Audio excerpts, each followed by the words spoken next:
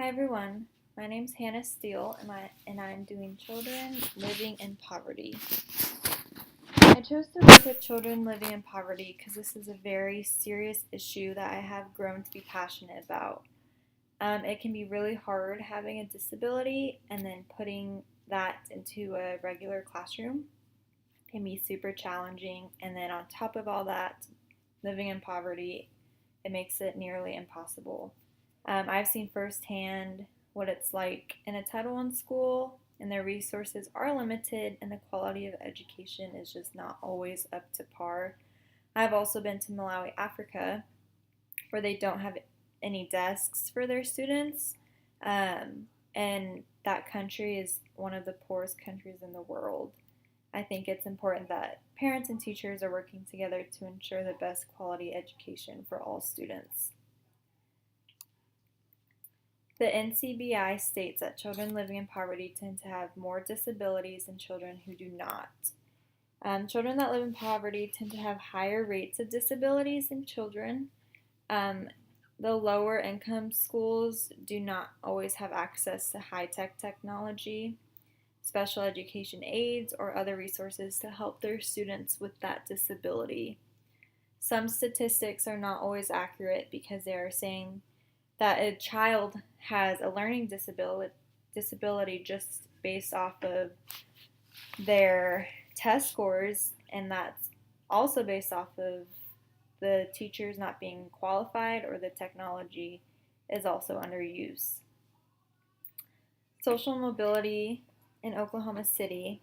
Um, the median income is $26,275 per year. The percentage of people that have high school diplomas are 87.50%, and the percentage of people without high school diplomas are 21.3%.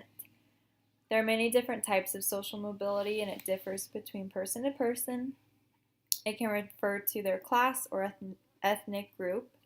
I noticed within my research that Oklahoma has many people that live in poverty due to their ethnic group. It is important that social mobility is recognized and we study it so we know how to grow the city and what we can be doing to help. Cultural diversity. Oklahoma is a very friendly and welcoming place to live. It does have a widely diverse of different people. Since a population continuously grows day by day, the percentage rates are always changing, and the different ethnic groups keep increasing. It's important that people realize that cultural diversity does not have to affect them personally, but may affect their child and the school that they choose to go to. Policies in Oklahoma. One of the main policies that I found that affects these students here is having school 4 days a week versus 5. Um, sorry. Low educational attainment and underemployment and low wage work. So these students are going to class Monday through Thursday and having Friday off. This leads to children going hungry due to the fact that they are not getting that school lunch on Fridays. And it is also leading to parents having to find daycare for their child. It's a pretty serious policy that they definitely need to address because it's leaving these poor kids hungry, and it's just an extra day that they have to be at home, maybe not in the best situation, and just not using that time like it should be. I've also seen kids that have longer school days because of this, and they are squirmy, and they maybe are not as attentive as they would be versus going to school Fridays. Technology. Almost all schools in my demographic have their students using iPads. They also use smart boards instead of whiteboards, where you can touch it and it's more kind of hands-on. It's important that kids have some kind of technology in their classroom.